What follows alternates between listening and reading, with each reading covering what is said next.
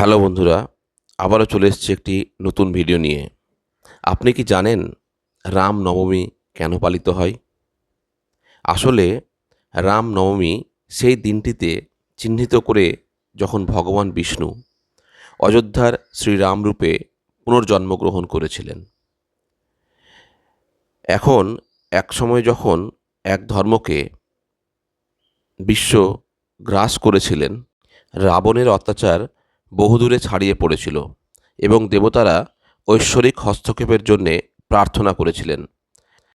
রাজা দশরথ শক্তি ও সমৃদ্ধির সাথে অযোধ্যা শাসন করেছিলেন, কিন্তু তার হৃদয় ভারী ছিল, কারণ তার কোনো সন্তান ছিল না। অবশেষে কৌশল্যা ভগবান রূপে রামের জন্ম দেন। এই উৎসবটি হিন্দু ক্যালেন্ডারের প্রথম মাসের নবম দিনে পালিত হয়, অর্থাৎ রামনবমী হিসেবে পালিত হয়। ধন্যবাদ।